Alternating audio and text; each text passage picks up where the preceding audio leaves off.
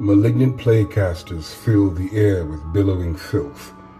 With every gurgling inhalation, they draw lungfuls of noxious vapors from the garden of Nurgle before blowing them out in phlegm-thick clouds that can rot a man to the bone in seconds. Potent Death Guard sorcerers, these vile psychers are warp-rotted from their pallid fly-blown skin to their ever-churning innards. They have bargained away what remains of their souls in exchange for Nurgle's blessing, and been gifted with the ability to channel the malaise of the Plague God's realm. The bloated bodies of malignant plaguecasters have become living conduits for the garden of Nurgle's toxic miasmas. Flesh-eating spore clouds, droning plague flies, vomitous mists, and plague-leaden corpse gas roil within the plaguecaster's guts, at times straining their skin to bursting point. With retching exhalations, the plaguecasters blow these lethal clouds across the battlefield. Warriors collapse, choking upon their own rotting lungs even as their flesh blackens and liquefies. Armor corrodes and weapons spark and sputter as they are eaten away. Even sealed fortifications offer no protection. The plaguecasters' fumes, devouring metal and stone as easily as they do flesh. All right, well, here we are. The Malignant Plaguecaster. I've been working on him for a few weeks now. He's actually been in pretty good shape the last couple of weeks. As you can see, I've done work on his innards, on his face, and the noxious gas that he's protruding. If I were to give a review, I would say that I need to work on the gas a little bit, the puff of smoke that's coming out of his hand. These include flies and things of that nature, and I haven't really done the detail or, blotted out the flies that are within the actual cloud itself. I'm going to bring about one, if not two, of these gentlemen.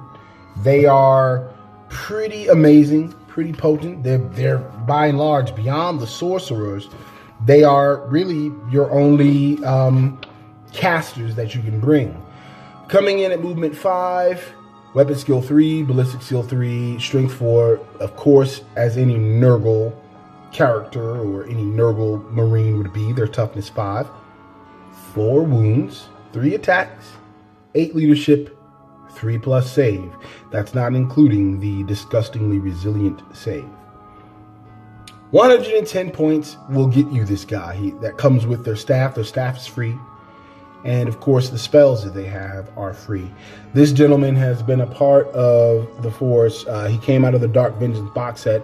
I was hoping that they would release a separate box for the Malignant Plaguecaster, but it does not seem like that is on the horizon. As the Death Guard models began to sort of trickle out, and I do mean trickle because they have taken, Games Workshop has taken their sweet precious time releasing these models. Hell, releasing the Plague Marine box like 4 weeks into the release. And I would have thought that the Plague Marines would have been released, I don't know, week 1 maybe? I don't know. Bolt pistol, corrupted staff, which is free, blight grenades, and crack grenades, which are free. They have death to the false emperor, which means on any attack in the fight phase, they roll a 6, they get an extra attack. I'm hoping that this guy does not have to get into combat. He stands back, casting buffs, casting debuffs on the enemy, casting buffs on his friends. There's also something called Pestilential Fallout, that each time this model successfully manifests a psychic power with a psychic test of 7 or more, the nearest enemy unit within 7 inches suffers a mortal wound. Once again, going back to that concept and idea that the Plague Marines are just constantly sort of trickling out these mortal wounds that come after and during each phase. A mortal wound here, a mortal wound there. Those kinds of things will eventually sort of bring an army really to its knees. That's how I intend to use him. He's going to kind of stand back, throwing spells at enemies, denying the witch, buffing his units that are near him, those kinds of things. I think that you kind of almost got to have a caster at this point in 40K as far as chaos is concerned. They are a natural part of the chaos force. And without them, you're really doing yourself a disservice and kind of putting yourself to some degrees behind the 8 ball. He is painted in the style of the rest of my Nurgle Marines. As you can see, the green cloak and the armor that's sort of corroded. I gave him a little bit of oxidation on his arms and throughout his armor. You can see it on the right leg guard or garter, whatever you want to call it. And his staff. Though his staff isn't finished yet, I want to add some glowing effects, some sparks, some, you know, just a bit of extra detail that will allow the staff to sort of be a little bit more pronounced on the tabletop and the battlefield. The base, I started on the base already, got the base kind of going. Still need to do a few washes here and there and do a couple of contrasting colors that will bring him, that will sort of make the base pop a little bit. Let me move him over to the center of the camera. And that's ultimately how I intend to, you know, bring him to the battlefield once I get all the models.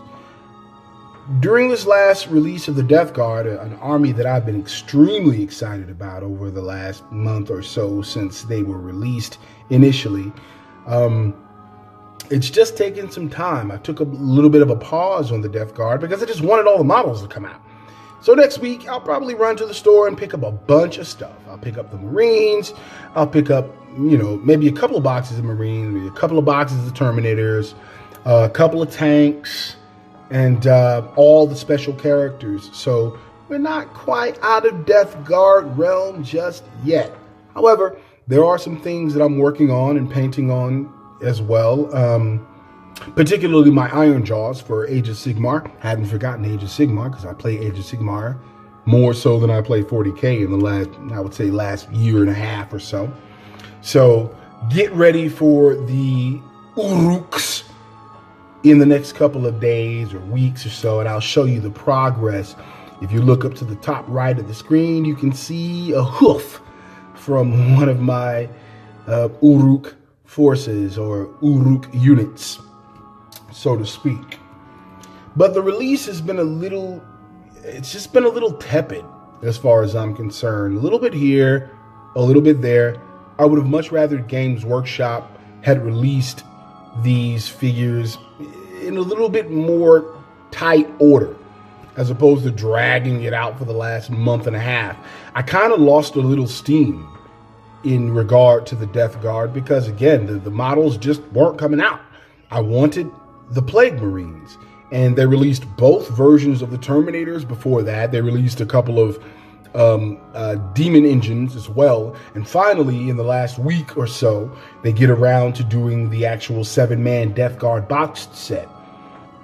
There are some who have an issue with the fact that they're not necessarily multi-part and they're kind of monopose, but I'll make that decision once I get the box in my hand. I'll decide whether or not I like them or not. As far as I'm concerned, as I indicated in the last video, dear Death Guard fan, I don't really care that they're sort of monopose. To me, that feels like, hey man, that's less work for me as far as putting the models together, painting them and individualizing them. Man, that's up to me. That's not necessarily up to Games Workshop. Anyway, so here he is, our Death Guard Malignant Plague caster. At least one of two. Probably bring two, one in one detachment and another in another detachment. And then we'll see what kind of demonic entities that I can bring along with him. I intend to bring a Demon Prince, maybe some Plague Bearers, which I need. I did a video on my Plague Bearers about a couple of years ago during the Age of Sigmar sort of push and You can, go back into my annals and find that video. So I probably won't do a video on them. I may do a video on the entire group, the entire army as one, so that you can get a sense of how I intend to play them. But here he is, our Death Guard sorcerer, Malignant Plaguecaster, ready to bring death, pestilence, and destruction to those who serve the Imperium and wish to save the galaxy from imminent atrophy. Blue, I'm out.